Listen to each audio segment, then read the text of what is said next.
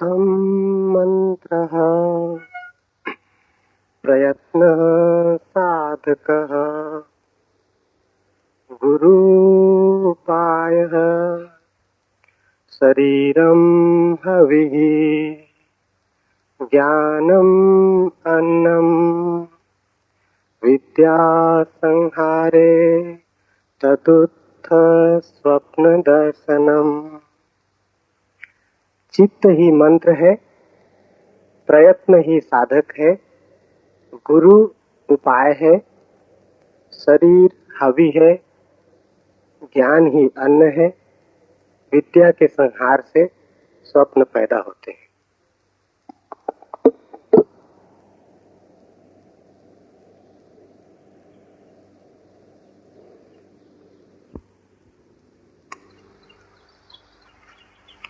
चित्त ही मंत्र। मंत्र का अर्थ है जो बार बार पुनरुक्त करने से शक्ति को अर्जित करे, जिसकी पुनरुक्ति शक्ति बन जाए। जिस विचार को भी बार बार पुनरुक्त करेंगे वो धीरे धीरे आचरण बन जाएगा। जिस विचार को बार बार दोहराएंगे जीवन में वो प्रकट होना शुरू हो जाए। जो भी आप हैं वो अनंत बार कुछ विचारों के दोहराए जाने का परिणाम है। सम्मोहन पर बड़ी खोजें हुई। आधुनिक मनोविज्ञान ने सम्मोहन के बड़े गहरे तलों को खोजा है। सम्मोहन की प्रक्रिया का गहरा सूत्र एक ही है कि जिस विचार को भी वस्तु में रूपांतरित करना हो उसे जितनी बार हो सके दोहराओ। दोहराने से उसकी लीक बन जाती। लीक बनने से मन का वही मार्ग हो जाता है। जैसे नदी बह जाती है, अगर एक गड्ढा खोदकर राह बना दी जाए नहर बन जाती। वैसे ही अगर मन में एक लीक बन जाए किसी भी विचार की, तो वो विचार परिणाम में आना शुरू हो जाता है। फ्रांस में एक बहुत बड़ा मनोवैज्ञानिक हुआ, एमाइल कुए। उसने लाखों लोगों को केवल मंत्र के द्वारा ठीक किया। लाखों मरीज सारी दुनिया से कुएं के पास पहुंचते थे और उसका इलाज बड़ा छोटा था। वो सिर्फ मरीज को कहता था, तुम यही दोहराए चले जाओ कि तुम बीमार नहीं हो, स्वस्थ हो रहे हो। रात सोते समय दोहराओ, सुबह उठते समय दोहराओ, दिन में जब स्मृति आ जाए तब दोहराओ। बस एक विचार को दोहराते रहो कि मैं स्वस्थ हूं, मैं स्वस्थ हूं, मैं निरंतर स्वस्थ हो रहा हूं। चमत्कार मालूम होता है कि कठिन से कठिन रोग के मरीज सिर्फ इस पुनरुक्ति से ठीक हुए। कुएं के पास सारी दुनिया से लोग पहुंचने लगे। लेकिन बात तो बहुत छोटी है। साधारणता भी जब आप ठीक होते हैं बीमारी से, तो मनोवैज्ञानिक कहते हैं उसमें दवा का काम तो 10% होता है, 90% तो पुनरुक्ति का काम होता है। दवा को दिन में 4 बार लेते, 8 बार लेते। जब भी दवा को लेते हैं तभी मन में यह भाव आता है अब मैं ठीक हो जाऊंगा, ठीक दवा मिल गई। होम्योपैथी की गोलियों में कुछ भी नहीं, लेकिन उससे उतने ही लोग ठीक होते हैं जितने एलोपैथी से। अच्छा डॉक्टर अगर पानी भी दे दे तो आप ठीक हो जाएंगे, क्योंकि सवाल दवा का नहीं, अच्छे डॉक्टर पर भरोसा होता है। भरोसा पुनरुक्ति बन जाता है। आप जानते हैं कि अच्छे डॉक्टर ने इलाज किया है, इसलिए जो डॉक्टर आपसे कम फीस लेता है शायद वो आपको ठीक ना कर पाए। जो डॉक्टर आपसे ज्यादा फीस लेता है वही आपको ठीक कर पाएगा, क्योंकि जब आप ज्यादा जेब आपकी खाली होती है तो भरोसा बढ़ता है। लगता है कि बड़ा डॉक्टर है, और आप जैसे बड़े मरीज को बड़ा डॉक्टर चाहिए। पुनरुक्ति मनोवैज्ञानिक एक प्रयोग किए हैं जिसे वो प्लेसबो कहते हैं, झूठी दवा।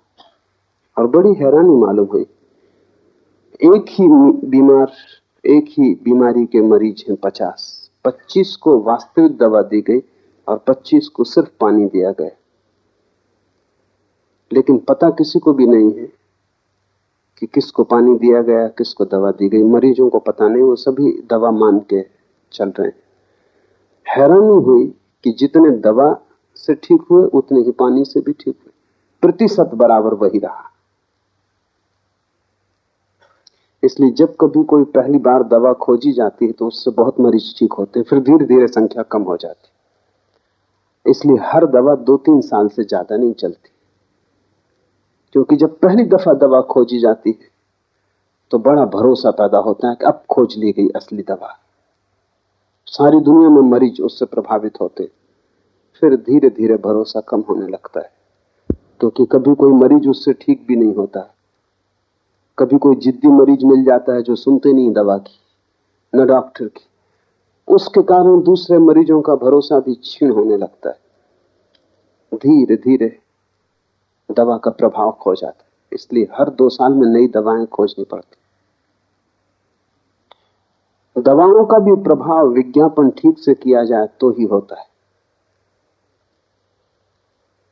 तो हर अखबार, पत्रिका, रेडियो, टेलीविजन, सब तरफ से प्रचार होना चाहिए। प्रचार ज्यादा कारगर है जितनी दवा के तत्व, उससे ज्यादा, क्योंकि वही प्रचार आपको सम्मोहित करेगा। वो प्रचार मंत्र बन जाता है। अखबार खोला और एस्प्रो, रेडियो खोला और एस्प्रो, टेलीविजन पे गए और एस्प्रो, बाजार में निकले और बोर्ड एस्प्रो, जो कुछ भी करें एस्प्रो पीछा करती। वो सिरदर्द से भी बड़ा सिरदर्द बन जाती, फिर वो सिरदर्द को हरा देती। पुनरुक्ति शक्ति पैदा करती। मंत्र का अर्थ है किसी चीज को बार बार दोहराना। ये सूत्र कह रहा है चित्त ही मंत्र है, चित्तम मंत्र। ये कहता है और किसी मंत्र की जरूरत नहीं। अगर तुम चित्त को समझ लो तो चित्त की प्रक्रिया ही पुनरुक्ति है। तुम्हारा मन कर क्या रहा है जन्मों जन्मों से? सिर्फ दोहरा रहा है। सुबह से सांझ तक तुम करते क्या हो? रोज वही दोहराते हो जो तुमने कल किया था, जो परसों किया था। वही तुम आज कर रहे हो, वही तुम कल भी करोगे अगर न बदले। और तुम जितना वही करते जाओगे उतनी ही पुनरुक्ति प्रगाढ़ होती जाएगी और तुम झंझट में इस तरह फंस जाओगे कि बाहर आना मुश्किल हो जाए। लोग मेरे पास आते हैं, वो कहते हैं सिगरेट नहीं छूटती। सिगरेट मंत्र बन गई, उन्होंने इतनी बार दोहराया है। दिन में 2 पैकेट पी रहे हैं, उसका मतलब हुआ कि 24 बार दोहरा रहे हैं कि 20 बार दोहरा रहे हैं। बार बार दोहराया है और सालों से दोहरा रहे हैं। आज अचानक छोड़ देना चाहते हैं, लेकिन जो चीज मंत्र बन गई उसको अचानक नहीं छोड़ा जा सकता। तुम छोड़ दोगे इससे क्या फर्क पड़ता है? पूरा मन मांग करेगा, पूरा शरीर उसको दोहराएगा, वो कहेगा चाहिए। उसी को तुम तलफ कहते हो। तलफ का मतलब हुआ कि जिस चीज को तुमने मंत्र बना लिया उसे अचानक छोड़ना चाहते हो, ये नहीं हो सकता। तलफ का मतलब है जो चीज मंत्र बन गई है उसको विपरीत मंत्र से तोड़ना होगा। रूस में पावलफ ने इस पे बहुत काम किया है और पावलफ अकेला आदमी है जिसने तलफ वाले मरीजों को ठीक करने में सफलता पाई। अगर आप सिगरेट पीने के रोगी हो गए, छोड़ना चाहते हो, नहीं छूटती, तो पावलफ मंत्र का प्रयोग करता था। उसके मंत्र जरा तेज थे।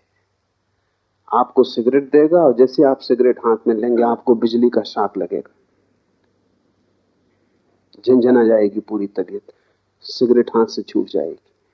ऐसा 7 दिन आपको पावलफ भर्ती रखेगा अपने अस्पताल में, और जब भी आप सिगरेट पिएंगे तभी बिजली का शॉक लगेगा।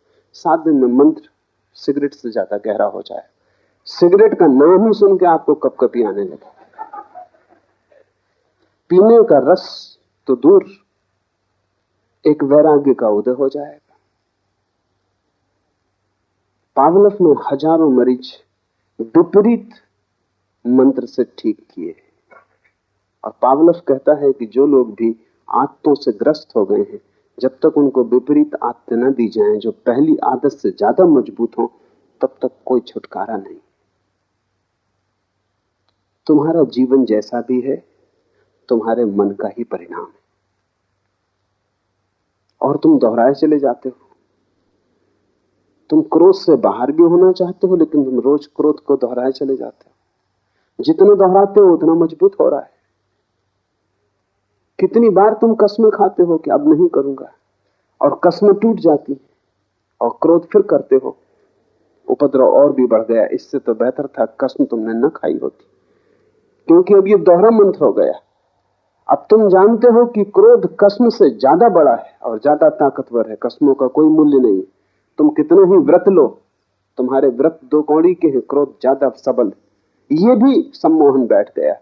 अब तुम जब कसम भी लोगे, व्रत भी लोगे, तब भी तुम जानते हो भीतर कि ये सधने वाली नहीं। तुम भीतर दोहरा रहे हो उस समय भी कि ये होगा नहीं, मैं ले तो रहा हूं लेकिन ये होगा नहीं। भूल के भी व्रत मत लेना अगर उसे पूरा ना कर सको। उससे तो बेहतर है कि तुम अपनी एक ही आदत से भरे रहना। व्रत लेके और तोड़ना बहुत महंगा धंधा है, क्योंकि तोड़ने की भी आदत बन रही है। फिर तुम जीवन में कभी भी व्रत न ले पाओगे। तथाकथित धार्मिक गुरुओं ने तुम्हें बहुत अधार्मिक बनाया है, क्योंकि वो सस्ते में व्रत दे देते। तुम मंदिर गए, तुम साधु के पास गए, मुनि के पास गए, और वो कहता है कोई व्रत लो। उसके प्रभाव में, मंदिर की शांति में, और फिर अहंकार में कि जब साधु कह रहा है तो ये कहना कि मैं कोई भी व्रत न ले सकूंगा बड़ी दीनता मालूम पड़ती। तो तुम कहते हो आज से सिगरेट छोड़ देंगे। मेरे एक मित्र है, उनका दिमाग जरा खराब है लेकिन आपसे बेहतर। वो एक मुनि के पास गए, जैन है, और मुनि ने कहा कि कोई व्रत लो। उन्होंने कहा अच्छी बात है, ले लिया। मुनि ने कहा क्या लिया? उन्होंने कहा आज से बीड़ी पिया करेंगे। दिमाग उनका खराब है, लेकिन व्रत का उन्होंने पालन किया है। वो तब तक बीड़ी पीते नहीं थे। और मैं आपको कहता हूं कि वो ज्यादा फायदे में रहे बजाय उस आदमी के जिसने नियम लिया कि मैं बीड़ी नहीं पीऊंगा और फिर बीड़ी पीनी शुरू कर दी। उसका व्रत भी टूट गया, उसकी आत्मग्लानि बढ़ गई। कम से कम वो सफल तो हुए। दिमाग उनका खराब हो आपसे बेहतर।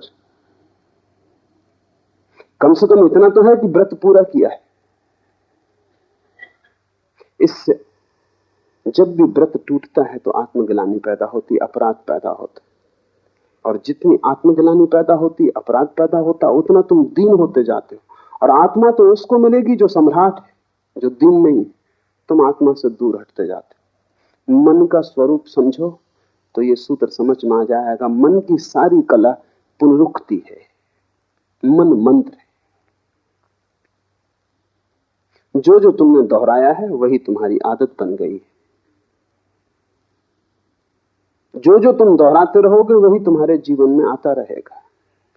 जन्मों जन्मों से तुमने एक ही बात दोहराई है तो वही बात तुम्हें बार बार उपलब्ध हो जाती, और तुम गलत को दोहराने से बंधे हो। क्या करना? पहली बात, गलत को तोड़ने की जल्दी मत करना। बेहतर यह होगा कि गलत को तोड़ने की कोशिश करने की बजाय तुम सही को करने के नया मंत्र सीखना। तुम सिगरेट पीते हो, कोई हर्जा नहीं, तुम ध्यान सीखना। सिगरेट ध्यान में जरा भी बाधा नहीं। तुम ध्यान सीखना, तुम ध्यान के मंत्र को सघन करना।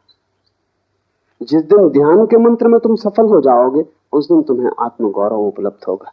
उस आत्मगौरव और ध्यान की सफलता में सिगरेट को छोड़ना आसान हो जाएगा, क्योंकि तुमने एक विधायक मंत्र पूरा कर लिया। नकारात्मक मत बनना, अन्यथा तुम मुश्किल में पड़ोगे। पश्चाताप, पाप, पीड़ा और उदासी पकड़ लेगी। तुम्हारे साधु मंदिरों में बैठे हैं सब उदास, उनके जीवन में कोई हंसी नहीं है, कोई खुशी नहीं, कोई प्रसन्नता, उत्फुल्लता नहीं, क्योंकि उन्होंने नकारात्मक मंत्रों का उपयोग किया। नेगेटिव उनकी खोज, क्या क्या गलत है वो उन्होंने छोड़ा। मैं तुमसे कहता हूं गलत को छोड़ने की जल्दी मत करना, तुम ठीक को पकड़ने की जल्दी करना। जिस दिन ठीक तुम्हें पकड़ जाएगा गलत को छोड़ना बहुत आसान हो जाएगा। तुम बीमारी से मत लड़ना, तुम स्वास्थ्य को पाने की कोशिश करना। वही कुएं अपने मरीजों को कह रहा है, वो कह रहा है कि मैं स्वस्थ हो रहा हूं, तुम यही भाव दोहराओ। उल्टा विपरीत भी तुम कर सकते हो। तुम्हारे सिर में दर्द है, तुम ये भी कह सकते हो कि नहीं मुझे सिर दर्द नहीं, लेकिन जितनी बार तुम ये कहोगे उतने बाहरी सिर दर्द शब्द को भी तुम दोहरा रहे हो।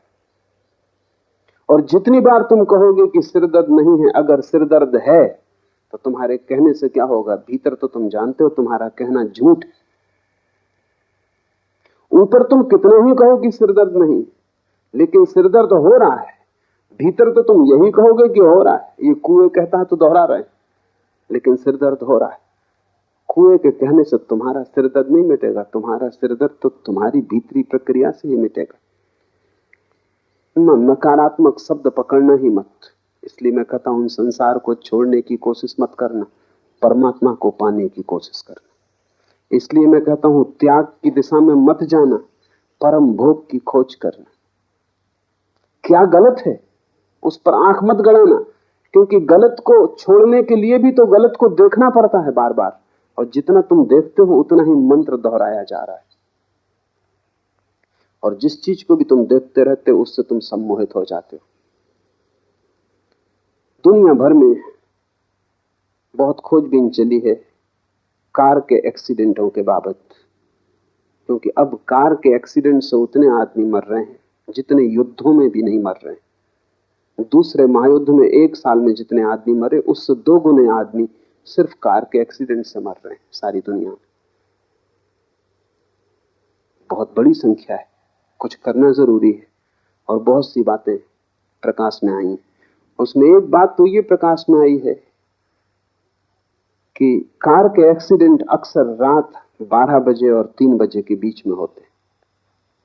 50% एक्सीडेंट, दुर्घटनाएं रात 12 बजे और 3 बजे के बीच में होती, क्योंकि वो समय निद्रा का समय और मन तंद्रा में हो जाता है, होश खो जाता है। उस होश सम्मोहन बिल्कुल आसान है और ड्राइवर सम्मोहित हो जाता है, क्योंकि कार की पुनरुक्त होती आवाज, वही आवाज बार बार दोहर रही। रास्ते पर आंख गड़ी है, वही रास्ता सैकड़ों मील तक दिखाई पड़ रहा है। और मनोवैज्ञानिक कहते हैं कि रास्तों पर बीच में जो सफेद लकीर डाली जाती उसके कारण हजारों लोग मर रहे हैं, क्योंकि उस लकीर को देखते देखते देखते देखते ड्राइवर उसको देखता रहता, सम्मोहित हो जाता है। फिर वो होश में नहीं, वो नशे में। 12 और 3 के बीच वैसे ही नींद का वक्त कार की एक ही सी गूंजती आवाज ऊप पैदा करती है, निद्रा लाती, मंत्र बन जाती। फिर एक ही रास्ता और रात में बेरौनक, क्योंकि न आसपास के वृक्ष दिखाई पड़ते, न पहाड़ दिखाई पड़ते, सिर्फ रास्ता दिखाई पड़ता है। और फिर बीच में पड़ी सीधी लकीर।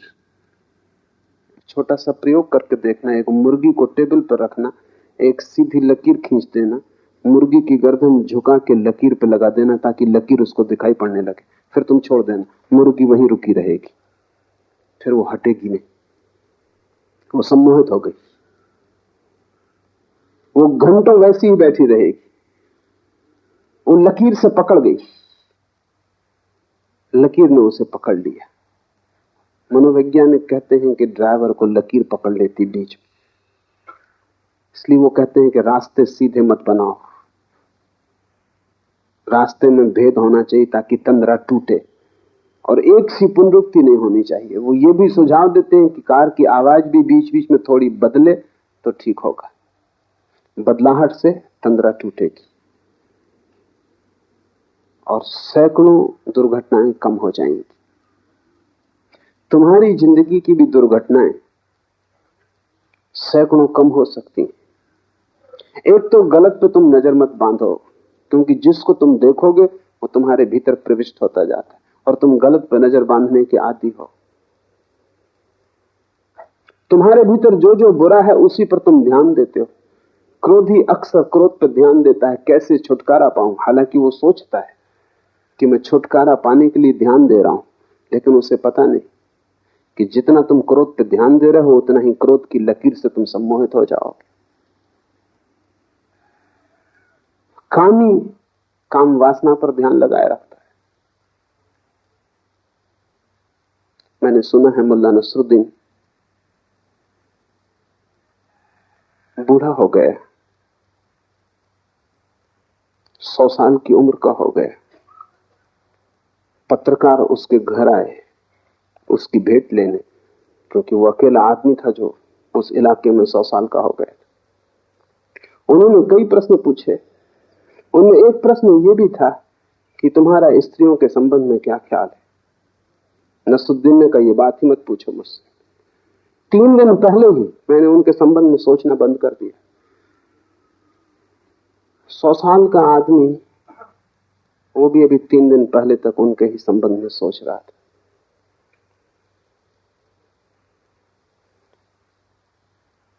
स्त्री पकड़े रहेगी क्योंकि तुम उससे छूटना चाहते हो।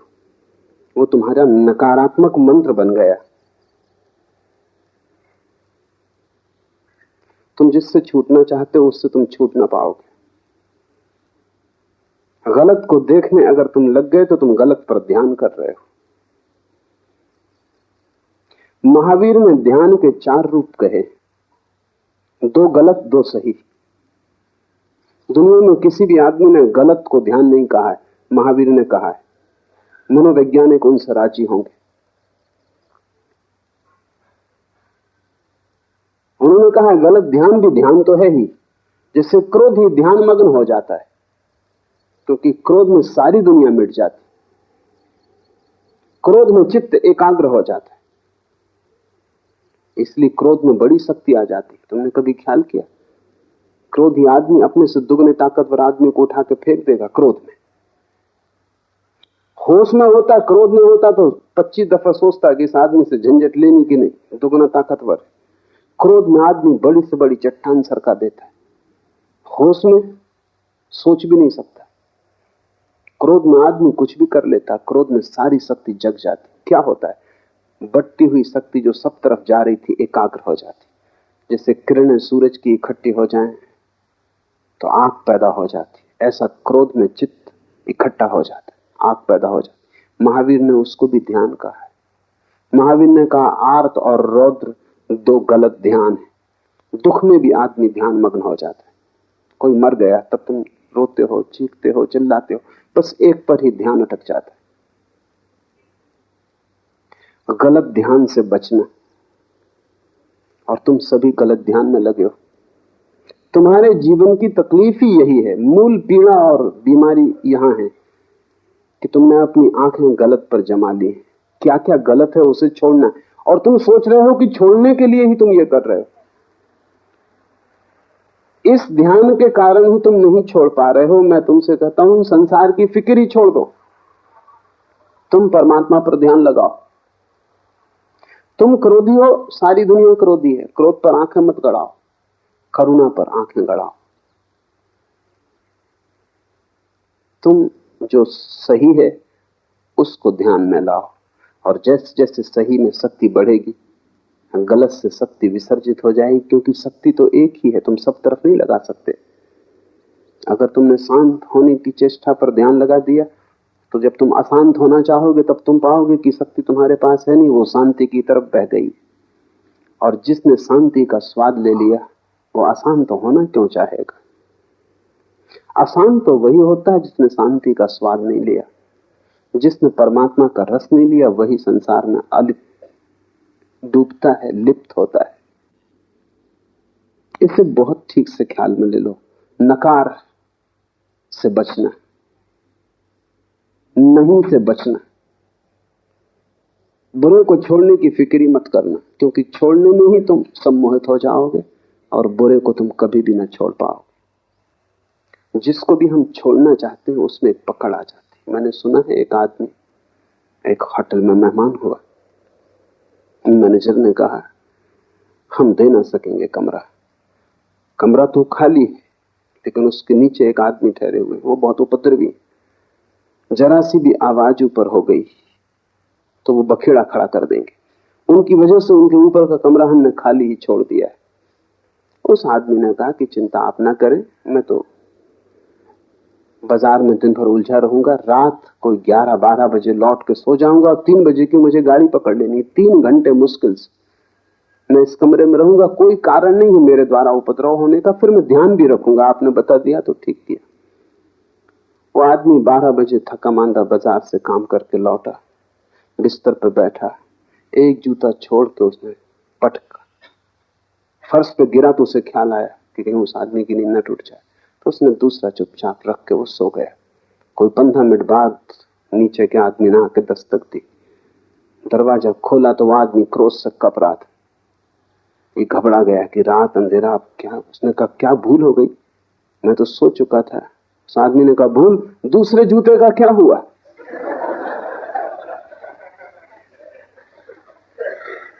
पहला गिरा, मैंने कहा आ गए, फिर दूसरे का क्या हुआ?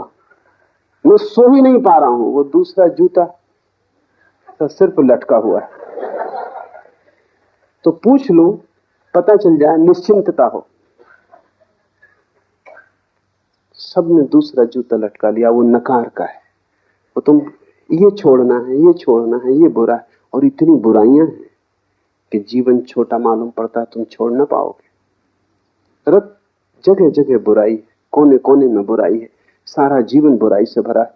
और तुम्हारे साधु संत तुम्हें सिर्फ अपराध से भरते, क्योंकि वे तुमसे कहते हैं ये गलत, ये गलत, ये गलत। उनसे सही की तो तुम खबर ही ना पाओगे, क्योंकि वे कहते हैं जब तक गलत न छूटेगा तब तक सही तुम्हें मिलेगा भी कैसे। और उनकी बात तर्कयुक्त मालूम पड़ती। वो ये कह रहे हैं कि जब तक अंधेरा न जाएगा तब तक प्रकाश जलेगा कैसे। और मैं तुमसे कहता हूं कि अगर तुमने उनकी बात सुन ली तो कितनी ही तर्कयुक्त मालूम होती, तुम भटक जाओगे जन्मों जन्मों तक। उन्हीं की बात से तुम भटके हुए हो। तुम्हें शैतानों ने नहीं भटकाया है, तुम्हारे तथाकथित संतों ने भटकाया है। क्योंकि बात तर्कयुक्त लगती है, जब तक गलत ना छूटेगा ठीक कैसे मिलेगा। लेकिन कभी तुमने कोशिश की है अंधेरे को हटाने की? पहले अंधेरा हट जाए फिर दिया जलाओगे तो फिर तुम कभी ना जला पाओगे। मैं तुमसे कहता हूं तुम दिया जलाना, अंधेरे की तुम बात ही मत करो, क्योंकि दिया जलते ही अंधेरा हट जाता है। तुम प्रकाश लाओ, अंधेरे पर ध्यान मत करो। दुनिया में कोई अंधेरे को कभी नहीं हटा पाया। बुराई कभी नहीं हटाई जा सकती, भलाई लाई जा सकती। संसार कभी नहीं छोड़ा जा सकता, आत्मा पाई जा सकती, और आत्मा के पाते ही संसार छूट जाता है। हम उसे पकड़े ही इसलिए हैं कि उससे बेहतर हमें दिखाई नहीं पड़ता, और जब तक बेहतर न दिखाई पड़ जाए तुम उसे छोड़ोगे भी कैसे? तुम छोड़ना भी चाहोगे तो भी तुम छोड़ ना पाओगे। तुम लड़ोगे, परेशान होगे, तुम अपने को थका लोगे, मिटा लोगे, लेकिन कहीं पहुंचोगे नहीं। तुम्हारी जिंदगी एक व्यर्थ की दौड़ धूप हो जाएगी। फिर तुम उतर आओगे शरीर में, फिर वही चक्र शुरू हो जाएगा। इससे जो बच गया बुराई पर ध्यान देने से, वो भलाई को उपलब्ध हो जाता है। चित्त मंत्र है, चाहे बुराई के लिए उपयोग कर लो चाहे भलाई के लिए, पुनरुक्ति शक्ति बन जाती। तुमसे क्रोध होता है, स्वीकार कर लो। कितनी बार क्रोध होता है? तुम क्रोध का पश्चाताप भी मत करो, तुम क्रोध से लड़ो भी मत। जितनी बार क्रोध हो उतनी बार करुणा के कृत्य भी करो। जितनी बार लोगों को तुमसे हानि पहुंचती हो उतनी बार लोगों को तुम लाभ भी पहुंचाओ। तुम जरा लोगों को लाभ पहुंचाने का रस भी लो।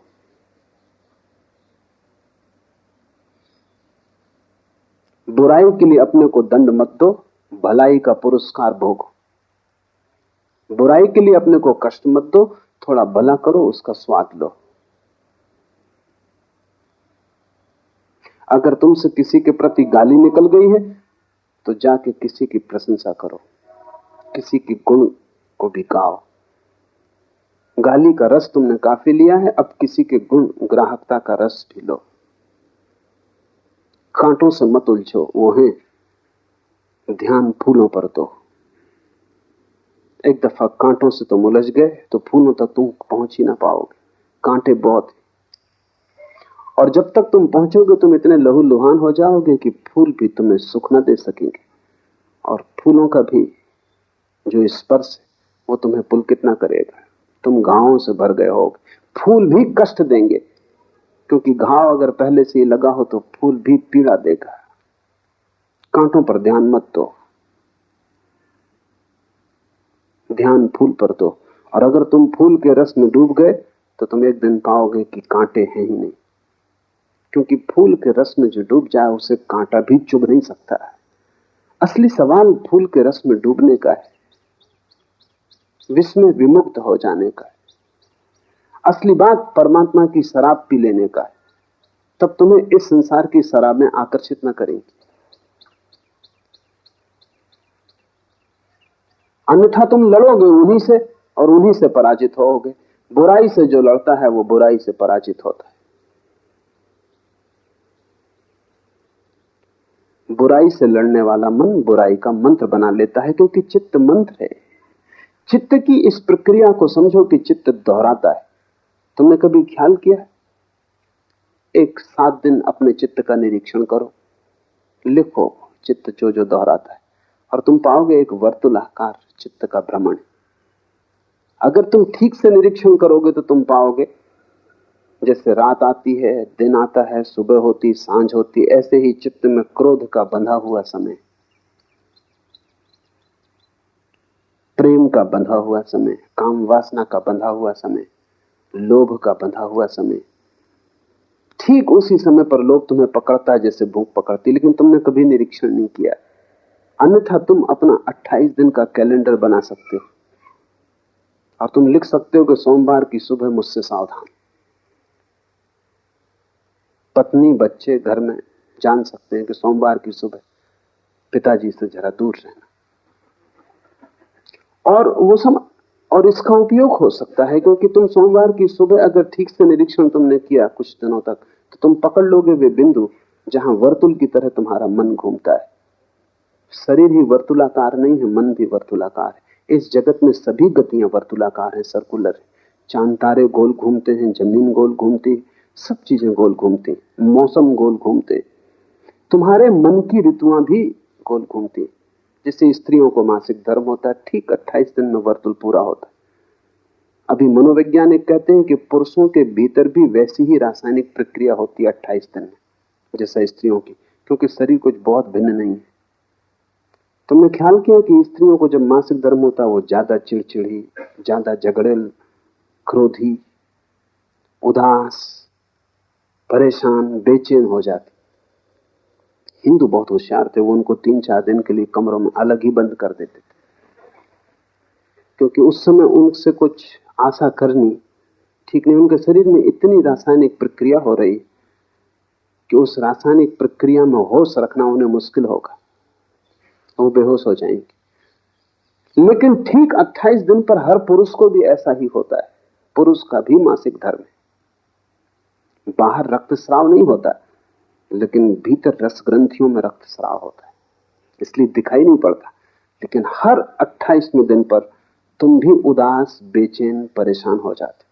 तुम थोड़ा निरीक्षण करो, तब तुम पाओगे कि तुम्हारे मन का एक वर्तुल है जो 28 दिन में पूरा होता है, 4 सप्ताह में पूरा होता है। और उस वर्तुल में तुम धीरे धीरे निरीक्षण की प्रक्रिया को प्रगाढ़ करोगे तो ठीक ठीक बिंदु खोज लोगे कब क्या होता है। तब तुम बड़े हैरान होगे। तब तुम पाओगे कि तुम क्रोधित किसी और के कारण नहीं होते, क्रोधित तुम्हारे भीतरी कारणों से होते हो, दूसरा तो सिर्फ बहाना है। तब तुम दूसरे पर जिम्मेवारी भी न डालोगे। तब तुम क्रोधित होगे तो दूसरे से क्षमा मांगोगे कि मुझे माफ करना, अभी मेरी दशा, मौसम ठीक नहीं। और ये संयोग की बात है कि तुम सामने पड़ गए, कोई दूसरा पड़ता तो उस पर ये उपद्रव होता।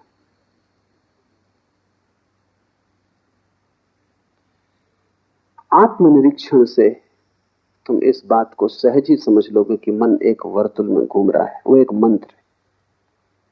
और अगर तुम इसे न समझे तो तुम उस वर्तुल में भटकते ही रहोगे। इसलिए हिंदुओं ने संसार को चक्र कहा है, वो घूमता है और तुम वही वही कर रहे हो बार बार। और तुम ये भी मत सोचना कि तुम कुछ नया कर रहे हो, सभी लोग वही कर रहे हैं। जब पहली दफा तुम प्रेम में पड़ते हो तो तुम सोचते हो संसार में शायद ऐसा अनूठा घटना कभी घटी नहीं, रोज घट रही, वही सारे लोग करते रहे, वही पशु पक्षी कर रहे हैं, पौधे कर रहे हैं, आदमी कर रहा है। कुछ प्रेम तुम्हें घट गया है ऐसा नहीं, सभी को वैसा ही घटा है। क्रोध भी सभी को वैसा ही घटा है। इस वर्तुल के बाहर सिर्फ एक चीज है, वो ध्यान है, जो अपने आप नहीं घटती। बाकी सब अपने आप घटेगा, तुम्हें कुछ करने की जरूरत नहीं। तुम चक्के पे बैठे भर रहो, चक्का अपने आप घूम रहा है, तुम उसमें बंधे हुए घूमते रहोगे। सिर्फ एक घटना है जो इस वर्तुल के बाहर है कि तुम छलांग लगा के चक्र के बाहर निकल जाओ, वो ध्यान है। वो अपने आप नहीं घटता है, वो कभी किसी बुद्ध को घटता है। पश्चिम के बहुत बड़े ऐतिहासिक एर्नाल्ड टायनबी ने हिसाब लगाया है कि अब तक केवल 6 आदमी इस चक्र के बाहर हुए पूरे मनुष्य जाति के इतिहास में। 6 न हुए हो, 60 हुए हो, संख्या कुछ बहुत बड़ी नहीं। वो एक अनहोनी घटना है, न तो प्रेम, न क्रोध, न लोभ, ये सामान्य घटनाएं सभी को घट रही हैं, जानवरों को घट रही हैं। इससे तुम आदमी नहीं हो। तुम्हारे जीवन में आदमी होने का सूत्र तो उसी दिन घटेगा जिस दिन तुम इस चित्त के मंत्र के बाहर हो जाओ, चित्त के वर्तुलाकार भ्रमण के बाहर हो जाओ। ये चित्त का चक्र टूट जाए और तुम इसके बाहर हो जाओ। वो ध्यान है। ध्यान वर्तुलाकार नहीं, ध्यान एक स्थिति है, मन एक गति है। ध्यान ठहराव का नाम है, मन भटकाव का नाम। और भटकाव भी कुछ नई जगहों पर नहीं, वही जगह फिर वही जगह फिर कोल्हू के बैल की तरह तुम घूम रहे हो। सचेत होकर देखोगे तो समझ में आ जाएगा ये कोई सिद्धांत नहीं है, ये तथ्य है। ये कोई दर्शन शास्त्र का सिद्धांत नहीं है। तुम्हारे मन का वर्तुलाकार भ्रमण, तुम्हारे मन का मंत्र की भांति होना, ये तुम्हारे जीवन का तथ्य है। जिन्होंने जीवन को समझने की कोशिश की है उन्होंने इसका आविष्कार किया है। ये कोई विचार से निर्मित सिद्धांत नहीं है, अनुभव से पाया गया तथ्य। तुम भी इसे अनुभव से पा सकते हो। मैं कहता हूं इसलिए मानने की जरूरत नहीं, शिव कहें इसलिए मानने की कोई जरूरत नहीं।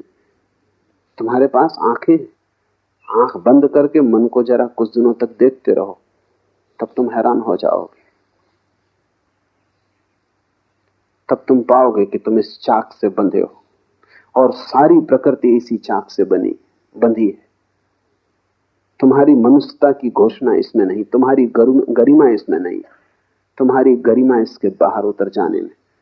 उसी क्षण तुम बुद्धत्व को उपलब्ध हो जाते हो या शिवत्व को उपलब्ध हो जाते हो। चित्त मंत्र है, पुनरुक्ति चित्त का स्वभाव है, रिपीटिशन। इसलिए चित्त के जगत में कभी कोई नई चीज नहीं घटती। चित्त के जगत में कभी भी कोई मौलिक तत्व नहीं घटता। वहां सब बासा और पुराना है, सब उच्छिष्ट। तुम उसी की उगाली करते हो। भैंस को देखा है, उगाली करते, भोजन कर लेती, फिर उसको निकाल के मुंह में उगाली करती रहती। चित्त उगाली कर रहा है। तुम जो भी ले लेते हो भोजन की तरह चित्त में, फिर चित्त उसकी उगाली करता रहता है। पढ़ो एक किताब, फिर चित्त में वो चलने लगेगी। मुझे सुन के जाओगे, फिर 24 घंटे वो चित्त में चलने लगेगा। एक चक्र शुरू हो गया। चित्त फिर उसे चबाएगा, पचाएगा, पुनरुक्त करेगा। लेकिन चित्त में नया कभी नहीं घटता। ओरिजिनल मौलिक चित्त में कभी नहीं घटता।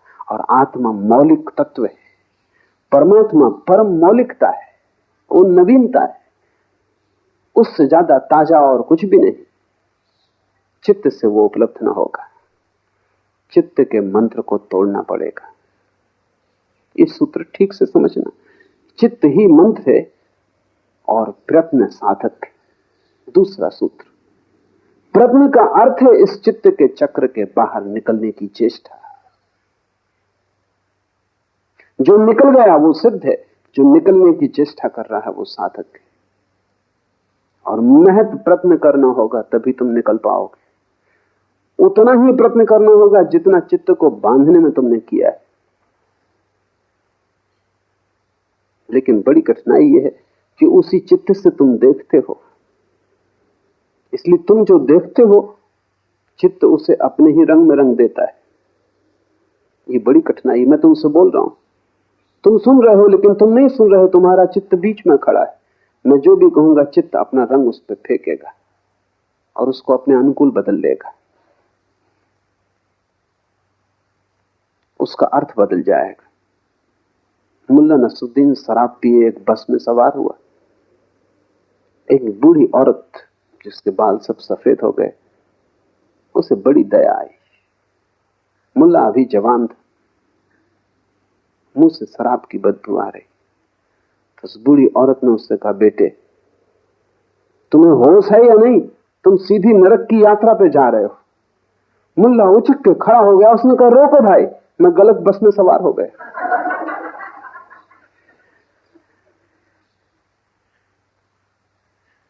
वो जो चित्त है अगर शराब में डूबा है तो हर चीज को अपने रंग में रंग लेगा। वो समझे कि ये बस नरक जा रही।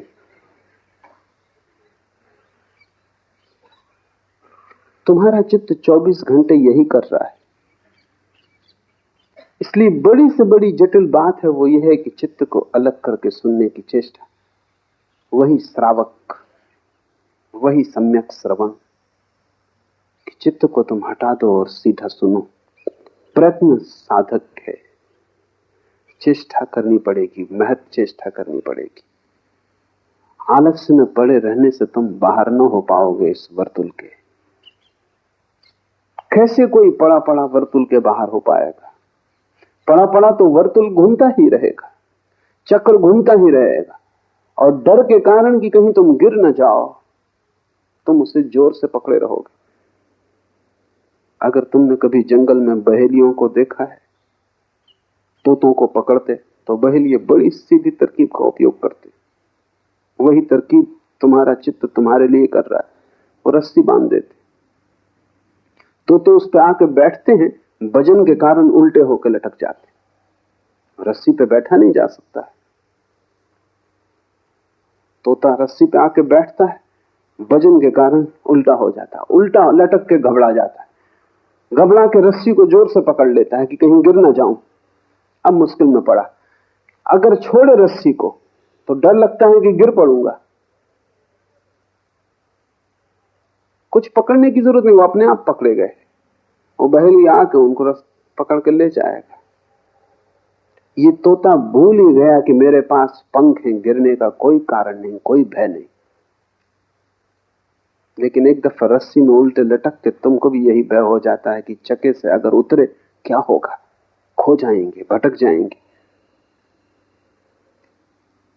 हेमिंगवे के एक पात्र ने एक उपन्यास में कहा है कि दुख मुझे स्वीकार है खालीपन की बजाय।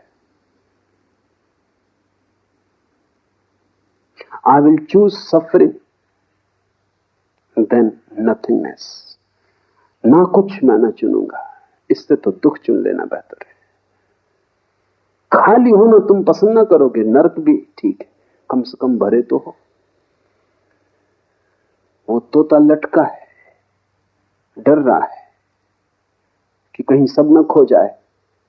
शक उसे भी हो रहा है कि फंस गए, लेकिन फंसा होना ठीक है, कम से कम गिरने से। इस चाक को तुम ही पकड़े हुए हो, चाक तुम्हें नहीं पकड़े हुए, मन तुम्हें नहीं पकड़े हुए। अगर मन तुम्हें पकड़े होता तो फिर बुद्ध और महावीर पैदा नहीं हो सकते, क्योंकि वो उनको भी पकड़े रहता। वो भागते क्या होता, मन उनको पकड़े रहता, मन उनका पीछा करता।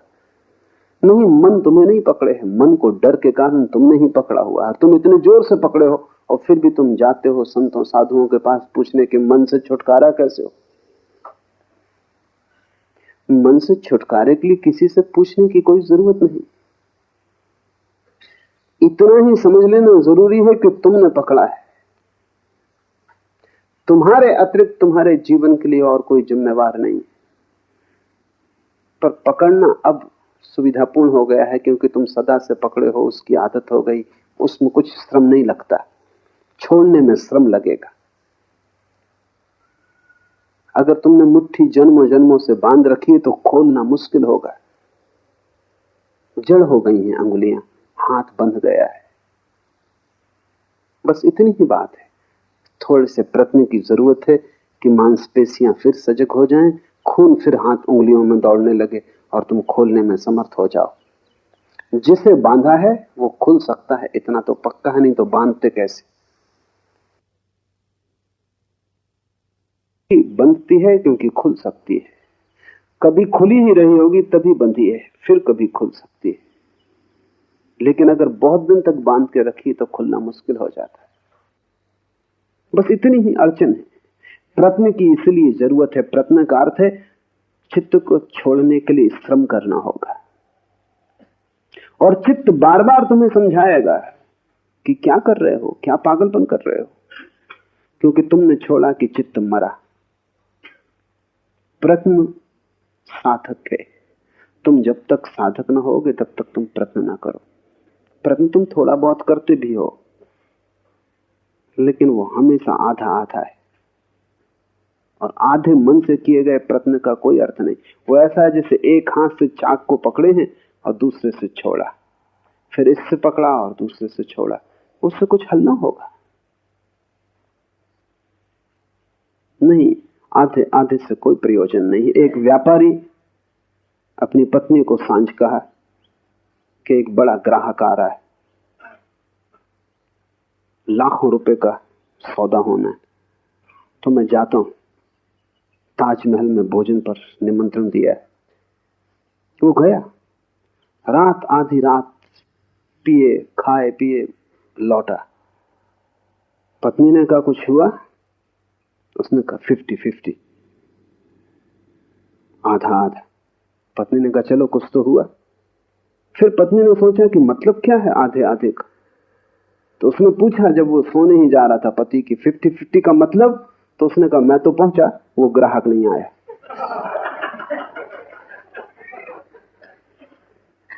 तुम जब भी आधे आधे हो बस ऐसा ही है, कुछ होगा नहीं, वो 50-50 है नहीं। और सब जगह तुम आधे आधे हो, पूरे तुम कहीं भी नहीं हो। जहां तुम पूरे हो जाते हो वहीं जीवन में क्रांति घटनी शुरू हो जाती। तब तुम उबलते हो, तब तुम 100 डिग्री पर वाष्पीभूत होते हो, तब पानी भाप बनता है। तब तुम नीचे की तरफ नहीं बहते जैसा पानी बहता है, तब तुम भाप की तरह ऊपर उठते हो। तब तुम्हारी दिशा अधोगामी नहीं रह जाती, ऊर्ध्वगामी हो जाती। प्रत्न साधक है, तुम्हें आलस से छोड़ना पड़े। मेरे पास लोग आते हैं, वो कहते हैं कि सुबह का ध्यान जरा मुश्किल, 6 बजे आने में कठिनाई होती। तुम समझ ही नहीं रहे कि तुम क्या कह रहे हो। अगर तुम्हें 6 बजे उठने में कठिनाई हो रही है तो तुम्हें मन के बाहर जागने में तो भयंकर कष्ट होगा। अगर 6 बजे उठने में तुम्हें इतनी मुश्किल मालूम पड़ रही है तो जीवन के चाक से छलांग तुम कैसे लगाओगे?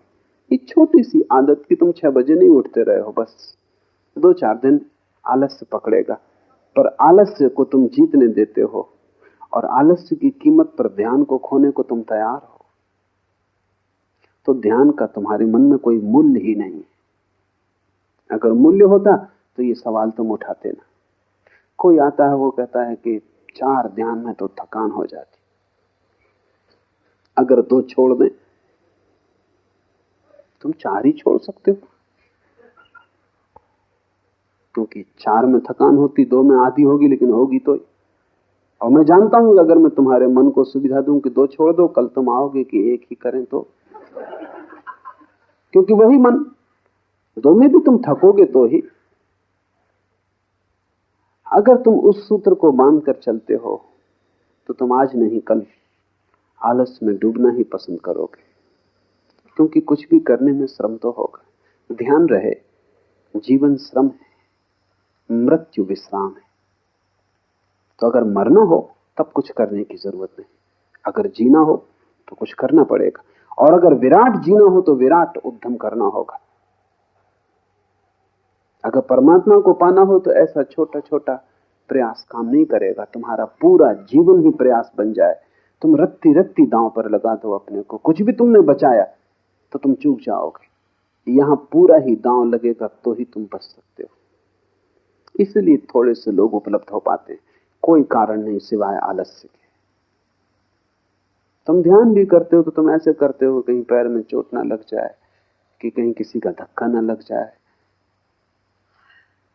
कि ऐसा करें कि थक भी ना जाएं। तुम कर ही क्यों रहे हो? तुमसे कहा किसने? लेकिन तुम साफ भी नहीं हो, तुम ऐसे धुंधलके में जीते हो जहां सब अंधेरा अंधेरा है। तुम्हें यह भी पक्का नहीं कि तुम यहां आ कैसे गए, कैसे चले आए। तुम, कोई आ रहा था, तुम साथ आ गए कि सोचा चलो देखें, कि चलो देखें दूसरे क्या कर रहे हैं। तुम ऐसे ही धक्के खा रहे हो और ऐसा अनंत जन्मों से चल रहा है, लेकिन धक्कों से कोई मंजिल पर नहीं पहुंचता। मंजिल कोई संयोग नहीं कि तुम किसी भी भांति पहुंच जाओगे। मंजिल एक गंतव्यपूर्ण यात्रा है। मंजिल एक दिशा की तरफ सारे जीवन की धारा को लेकर चलने का श्रम। मंजिल एक संकल्प है। संकल्प करते ही तुम्हारा मन एक धारा में आ जाता है, शक्ति इकट्ठी हो जाती, तो ऊर्जा तुम में महान है। तुम जितना सोचते हो कि इतनी कम शक्ति है कि इतने जल्दी थक जाओगे, वो तुम गलती में हो। मनुष्य के शरीर में शक्ति के, ऊर्जा के 3 तल है। एक तल ऊपर का है जो रोजमर्रा काम के लिए, जैसे तुम जेब खर्च के लिए खीसे में कुछ रुपए डाल रखते हो, वो तुम्हारी पूरी संपदा नहीं। वो जेब खर्च के लिए है कि बाजार गए कुछ सामान वगैरह लाना, कुछ रुपए।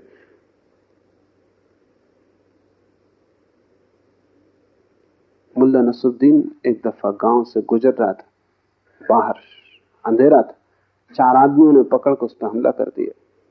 उसने इस भयंकर ढंग से लड़ाई की कि चारों को पछाड़ दिया।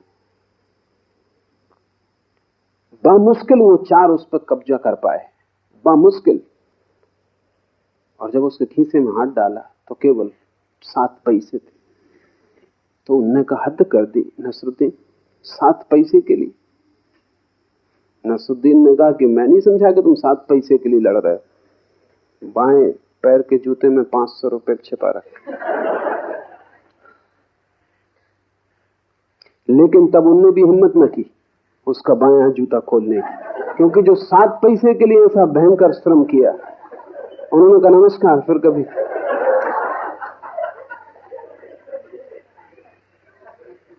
वो जो तुम्हारी रोजमर्रा की ऊर्जा है, वो 7 पैसे से ज्यादा नहीं है। वो रोज काम के लिए है, उठना बैठना, भोजन करना, पचाना, सोना, काम धाम, ऊपर का अंग है, खीसे में पड़े हुए पैसे। जब तुम ध्यान शुरू करते हो वो चुक जाती, जल्दी चुक जाती, क्योंकि ध्यान उसने कभी किया नहीं, वो एक नया क्रम शुरू हो गया। अगर तुम उसकी ही बात मान के रुक गए तो तुम कभी ध्यान ना कर पाओगे, उसकी तुम सुनो मत। अगर तुम किए ही गए, जल्दी ही तुम पाओगे कि दूसरे तल की ऊर्जा संलग्न हो गई। कई दफे तुम्हें अनुभव भी होता है, तुम बैठे हो, रात सोने जा रहे थे, ऐसी नींद आ रही थी कि पलक खुलते नहीं खुलते थे, कि तत्क्षण घर में आग लग गई। फिर तुम सो पाते हो, फिर तुम कहते हो मुझे नींद आ रही ना, नींद तिरोहित हो जाती। कहां से ये ऊर्जा आई? अभी तुम झपकी खा रहे थे और तुमसे कोई कहता गीता पढ़ो तो तुम कहते हो मुश्किल, लेकिन घर में आग लग गई। गीता छोड़ सकते थे, लेकिन घर में आग लग गई। अब तुम दौड़ रहे हो, भाग रहे हो, बुझा रहे हो, और आग भी बुझ जाएगी तो भी अब इस रात तुम सोने वाले नहीं। अब तुम जागे ही रहोगे, कितनी कोशिश करो सोने की, नींद ना आएगी। क्या हुआ? दूसरा तल जो रोजमर्रा शक्ति का नहीं, संरक्षित तल टूट गया। उसके टूट जाने के कारण तुम इतनी ऊर्जा से भर गए हो कि सब नींद खो गई। अगर तुमने ध्यान का प्रयोग जारी रखा, तुम थके ना, जल्दी ही दूसरी ऊर्जा उपलब्ध होगी। उसके उपलब्ध होते ही तुम पाओगे कि कितना ही ध्यान करो, थकने वाला नहीं है, कुछ भीतर खर्च होने वाला नहीं। ये भी दूसरा तल है, एक तीसरा तल है। ये दूसरा तुम्हारा खजाना है, ये भी चुक सकता है, इतनी आसानी से नहीं जितनी आसानी से पहला तल चुकता है। ये भी एक दिन चुकेगा। महत उपाय तुम करते रहोगे ध्यान के, तो एक दिन ये भी चुकेगा, और तब तीसरा तल टूटता है। वो तल तुम्हारा नहीं, वो परमात्मा का है, वो कभी भी नहीं चुकता। लेकिन अगर तुमने आलस्य किया तो तुम दूसरे तल पे ही नहीं पहुंचोगे, तीसरे पर पहुंचने का तो कोई सवाल नहीं। परमात्मा परम ऊर्जा है, तुम्हारे भीतर ही छुपा है। पहला तल तुम्हारे मन का, दूसरा तल तुम्हारी आत्मा का, तीसरा तल परमात्मा का। मन को चुकाओ तो आत्मा की ऊर्जा उपलब्ध होगी, आत्मा को भी चुका दो तो परमात्मा की ऊर्जा उपलब्ध होगी, जो शाश्वत, जिसके फिर चुकने का कोई उपाय नहीं। फिर तुम विराट के साथ एक हो गए। इसलिए शिव कहते हैं प्रयत्न साधका। प्रयत्न सतत गहरा और गहरा प्रयत्न साधक है। उस समय तक प्रयत्न करते जाना है जब तक कि तीसरा तल न टूट जाए, तुम उस परम ऊर्जा को न उपलब्ध हो जाओ, फिर तुम सिद्ध हो, फिर विश्राम किया जा सकता है। उसके पूर्व विश्राम आत्मघात है। तीसरा सूत्र है गुरु उपाय।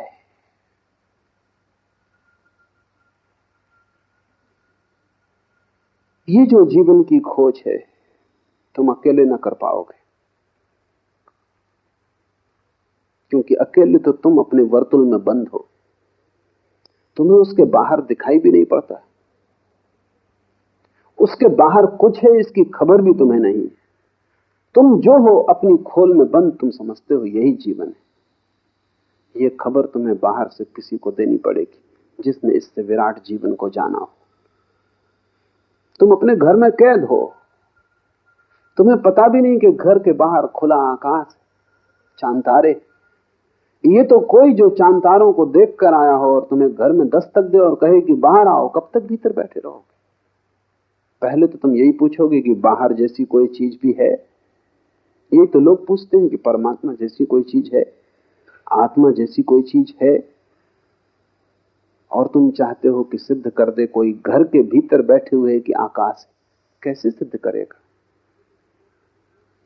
घर के भीतर बैठे आकाश है, ये कैसे सिद्ध किया जा सकता? तुम्हें चलना पड़ेगा साथ। वो जो कह रहा है कि आकाश है, उसके पीछे तुम्हें 2-4 कदम उठाने पड़ेंगे, क्योंकि आकाश दिखाया जा सकता है, सिद्ध नहीं किया जा सकता। सिद्ध करने का कोई उपाय नहीं। और अगर कोई आकाश को सिद्ध करना चाहेगा घर के छप्पर के भीतर, तो तुम उसको हरा सकते हो, क्योंकि तुम कहोगे कहां की बातें कर रहे हो, छप्पर है, यहां तो कुछ दिखाई नहीं पड़ता, दीवालें हैं, क्या प्रमाण है कि बाहर कुछ है? तुम थोड़ा सा आकाश भीतर लाके मुझे दिखा दो। तो आकाश कोई वस्तु तो नहीं कि भीतर लाई जा सके, कि आकाश का काट के एक टुकड़ा हम भीतर ले आए, तुम्हें दिखा दें नमूना, ताकि फिर तुम बाहर जा सको। नहीं, परमात्मा का कोई खंड लाके तुम्हें दिखाया नहीं जा सकता, तुम्हें जाना होगा। इसलिए गुरु उपाय। गुरु का केवल इतना ही अर्थ है जिससे अनुभव हुआ हो, जिसने जाना हो, जो कारागृह से छूट गया हो, वही तुम्हें खबर दे सकता है कि तुम कारागृह में हो, और वही तुम्हें खबर दे सकता है कि छूटने का उपाय, और वही तुम्हें रास्ता बता सकता है कि आओ मेरे पीछे। इस कारागृह में भी द्वार हैं जहां से बाहर निकला जा सकता है। इस कारागृह में भी ऐसे द्वार हैं जहां के संतरी सोए हुए हैं। इस कारागृह में ऐसे भी द्वार हैं जहां के संतरी बड़े सजग हैं। अगर तुमने वहां से निकलने की कोशिश की तो तुम और मुसीबत में पड़ जाओगे। अभी कम से कम कारागृह में तुम मुक्त हो। अगर तुमने वहां से निकलने की कोशिश की जहां संतरी सजग है, जहां मुख्य द्वार है, तो तुम कालकोठरी में डाल दिए जाओगे, तो कारागृह और छोटा हो जाएगा। और ध्यान रहे, नकार से निकलने की कोशिश में तुम कालकोठरी में गिर जाओगे। अगर तुम लड़े बुराई से तो तुम और भी बुराई में फेंक दिए जाओगे। वो मुख्य द्वार है, लेकिन वहां से कोई कभी निकल नहीं सकता, कोई कभी निकला नहीं, क्योंकि मुख्य द्वार पर पहरा देना पड़ता है। मुख्य द्वार पर सब सुरक्षा रखनी पड़ी।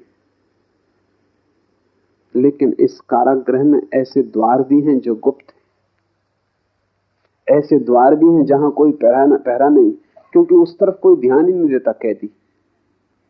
कैदी भी ध्यान देता है मुख्य द्वार की तरफ। मैंने सुना है एक कारागृह में, फ्रांस में ऐसा हुआ क्रांति के दिनों में, कि कारागृह के कैदियों ने बगावत कर दी। कैदी बगावत न करें तो ठीक, कोई 2000 कैदी थे और कोई 20 संतरी थे, कभी भी छूट सकते थे। 20 संतरी की औकात क्या? बगावत नहीं की थी, क्योंकि कैदी कभी इकट्ठे नहीं होते।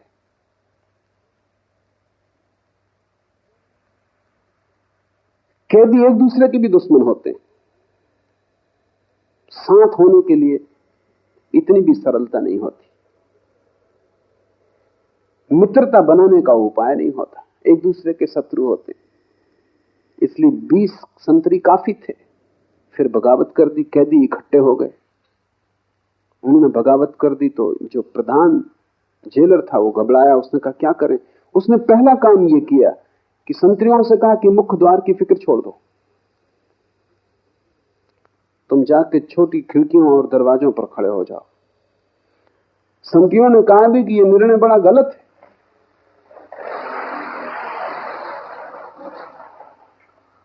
उस जेलर ने कहा तुम फिक्र मत करो, मुख्य द्वार बिल्कुल छोड़ दो। मुख्य द्वार खाली छोड़ दिया गया, वहां एक भी संतरी न था।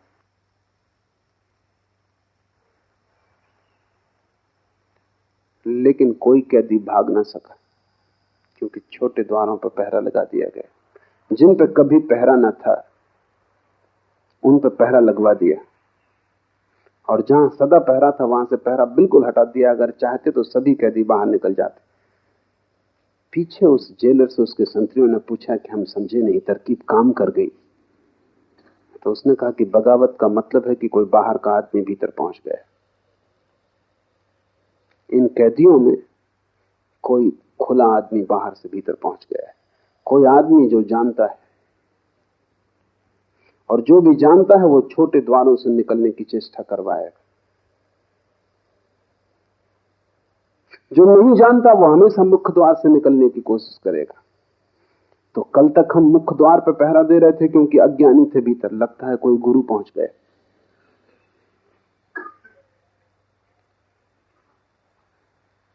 जीवन में बुराई से लड़के निकलने का द्वार मुख्य मालूम होता है। तुम्हारा मन कहता है पहले बुराई को मिटाओ, तभी तो साधुता उपलब्ध होगी। पहले गलत को छोड़ो, तभी तो ठीक के लिए राह बनेगी। पहले संसार को बाहर निकालो, तभी तो परमात्मा का सिंहासन खाली होगा। ये मुख्य द्वार है। गुरु तुम्हें इससे निकलने को न कहेगा, क्योंकि इससे कोई कभी नहीं निकल पाता। वहां पहरा भयंकर है, और जो आदमी वहां से निकलने की कोशिश करता है वो और छोटी काल कोठरियों में डाल दिया जाता है। मेरे देखे तुम्हारे साधु संत तुमसे भी बुरे कारागृह में बंद है। तुम्हारे पास आंखें नहीं है इसलिए तुम्हें दिखाई नहीं पड़ता। ग्रस्त तो परेशान है ही, तुम्हारे साधु तुमसे भी बुरी तरह परेशान है। तुम्हारे पास कम से कम छोटा आंगन भी जिसमें तुम थोड़ी स्वतंत्रता अनुभव करते हो, उनका आंगन भी छिन गया है।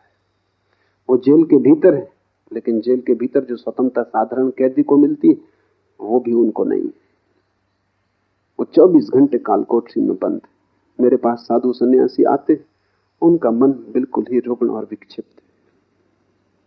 एक जैन मुनि ने मुझे कहा कि 60 साल का हो गया हूं, 40 साल से मुनि, लेकिन निरंतर मन में यह शक बना रहता है कि मैंने कहीं भूल तो नहीं की।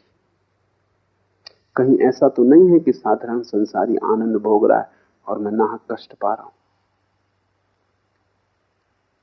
ये संदेह उठना बुद्धिमान आदमी के लिए स्वाभाविक है।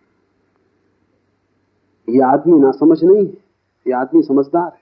ये संदेह उठना स्वाभाविक, क्योंकि इसको दिखाई पड़ रहा पाया तो मैंने कुछ भी नहीं। ये 40 साल क्रोध, काम, लोभ इससे ही लड़ने में बीत गए, मिला तो कुछ भी नहीं। और क्रोध मिट गया हो ऐसा भी नहीं, सिर्फ छिप गया है। तो दूसरों से तुम छिपा सकते हो, खुद से कैसे छिपाओगे? खुद तो तुम्हें पता है। दबा के बैठे हो, सज्जन मालूम पड़ते हो, अपराध नहीं करते हो, लेकिन अपराधी भीतर मौजूद है और कभी भी कर सकता है। किसी भी क्षण मौका मिल जाए तो करेगा। एक कारागृह और छोटा हो गया है। थोड़ी बाहर स्वतंत्रता थी घूमने की, वो भी छिन गई है, कालकोठरी। प्रमुख द्वार से जो निकलने की कोशिश में करेगा वो और भी बंध जाएगा। लेकिन गुप्त द्वार है, पर गुप्त द्वार गुरु बता सकता है। चाबियां हैं जिनसे गुप्त द्वार खुल जाते हैं। जो बाहर जा चुका है वही तुम्हें बाहर ले जा सकता है। शास्त्र तुम्हें साथ दे सकते हैं कि तुम कारागृह में ही पढ़ते रहो, लेकिन तुम्हें बाहर नहीं ले जा सकते, क्योंकि शास्त्रों का अर्थ कौन करेगा? तुम ही करोगे। शास्त्रों को समझेगा कौन? तुम ही समझोगे। तुम अपने हिसाब से समझोगे।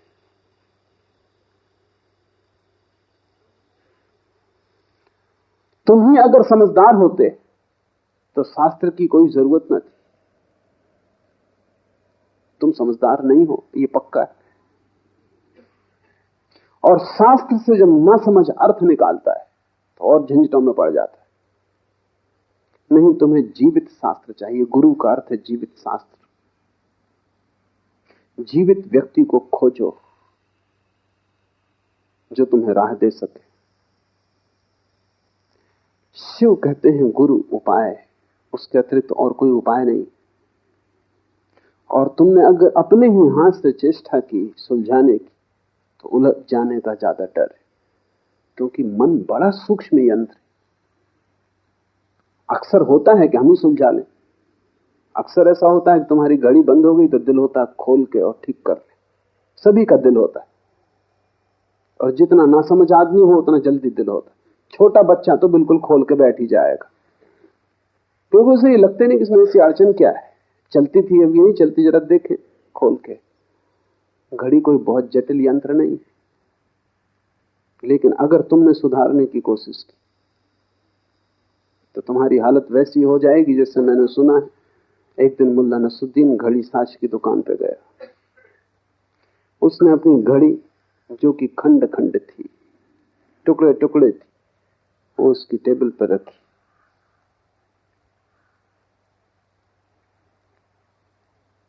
उस आदमी ने चौंक के पहले तो घड़ी को देखा, घड़ी साज ने, फिर नसरुद्दीन को देखा। नसरुद्दीन ने कहा कि मैं बड़ा हैरान हूं कि मेरे हाथ से गिर कैसे गई। उस घड़ी साज ने कहा कि हैरान मैं हूं कि तुमने इसे उठाया क्यों। अब इसमें कुछ किया नहीं जा सकता, और ये गिरने से नहीं बिगड़ी। नसरुद्दीन ने कहा थोड़ी मैंने सुधारने की जरूर कोशिश की। उसने कहा इसे ले जाओ, अब इसे सुधारा नहीं जा सकता। घड़ी बिल्कुल साधारण यंत्र, कोई बहुत जटिल नहीं। मन बहुत जटिल यंत्र, तुम्हें मन की जटिलता का पता ही नहीं। मन से जटिल इस जगत में कुछ भी नहीं। तुम्हारे मस्तिष्क में कोई 7 करोड़ कोष्ठ, और प्रत्येक कोष्ठ, एक एक कोष्ठ 1 करोड़ सूचनाओं को संग्रहित कर सकता है। मनोवैज्ञानिक कहते हैं कि इस जगत पर जितने पुस्तकालय एक आदमी के मस्तिष्क में सभी कंठस्थ कराए जा सकते हैं। एक एक सेल 1 करोड़ सूचनाओं को संग्रहित कर सकता है। 7 करोड़ सेल तुम्हारे छोटे से खोपड़ी में। इस पृथ्वी पर जितना ज्ञान है वो सब संग्रहित किया जा सकता है। इतनी छोटी सी खोपड़ी है, मुश्किल से कोई 1.5 किलो वजन है, और 7 करोड़ तंतु हैं जो आंख से नहीं देखे जा सकते। तंतु बहुत बारीक है, इसीलिए मस्तिष्क का ऑपरेशन अभी तक रुका रहा। अब मस्तिष्क का ऑपरेशन शुरू हुआ है, लेकिन तब भी खतरा है, क्योंकि काटने तुम कुछ जाओ 1000 दूसरे तंतु कट जाते। इतने सब सूक्ष्म। यंत्र तो डालोगे, औजार तो भीतर ले जाओगे, भीतर बाहर ले जाने में ही औजार लाखों तंतु कट जाते। औजार ले जाने की भी जरूरत नहीं, तुम सिर्फ शीर्षासन ही करते रहो आधा घंटा रोज, तुम्हारी खोपड़ी खराब हो जाएगी। तुम शीर्षासन करने वाले लोगों को बहुत बुद्धिमान कभी ना पाओगे, क्योंकि इतना खून का प्रवाह छोटे तंतुओं को तोड़ देता है, जैसे बाढ़ आ जाए। आदमी का मस्तिष्क विकसित इसीलिए हुआ कि वो खड़ा हो गया और सिर की तरफ खून की धारा कम हो गई। जानवरों का मस्तिष्क विकसित नहीं हुआ क्योंकि वो, उनका खोपड़ी और उनका शरीर एक ही तल में, तो उनके पास मोटे स्नायु हैं, पतले स्नायु नहीं। आदमी की सारी प्रतिष्ठा और खूबी यह है कि वो खड़ा हो गया। खड़े होने से गुरुत्वाकर्षण की धारा उसके खून को नीचे की तरफ खींचती और फेफड़े को पंप करना पड़ता है, खून तब सिर तक पहुंचता है। बहुत कम खून पहुंच पाता है, इसलिए सूक्ष्म तंतु विकसित हो गए। अगर बाढ़ आए तो बड़े बड़े झाड़ बह जाएंगे, छोटे पौधों का क्या। तो इतने सूक्ष्म तंतु हैं कि खून की जरा सी गति ज्यादा हो जाए तो नष्ट हो जाते। इस 7 करोड़ के सूक्ष्म जाल में तुम अगर खोल के बैठ गए खुद ही,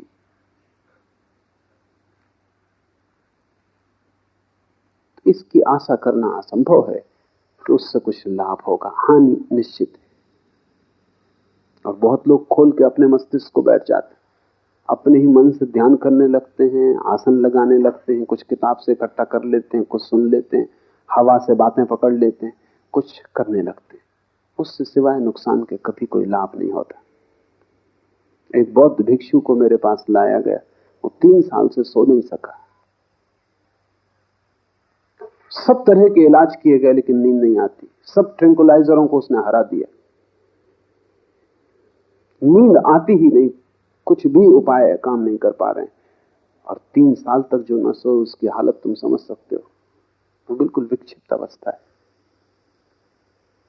और कुल मैं उससे पूछा कि, क्योंकि वो किसी डॉक्टर ने उससे पूछा ही नहीं, डॉक्टरों ने उसकी चिकित्सा शुरू कर दी, जांच पड़ताल की, शरीर की, खून का दबाव, हृदय की स्थिति, सारा सब जांच पड़ताल करके इलाज शुरू किया। वो उसकी बीमारी नहीं।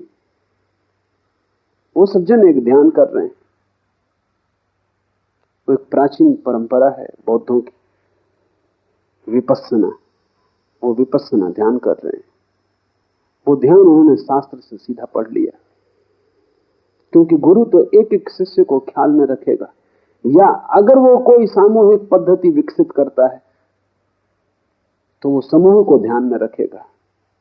लेकिन शास्त्र तो आपका ध्यान नहीं रख सकते कि कौन पढ़ेगा। कोई भी पढ़ेगा, शास्त्र हजारों साल तक जीते। तो बहुत पुरानी विपस्सना की पद्धति है, वो उन्होंने पढ़ ली और उस पर प्रयोग शुरू कर दिया। फिर उसमें उन्हें रस आया, क्योंकि पद्धति बड़ी कीमती, बुद्ध ने खुद उपयोग किया।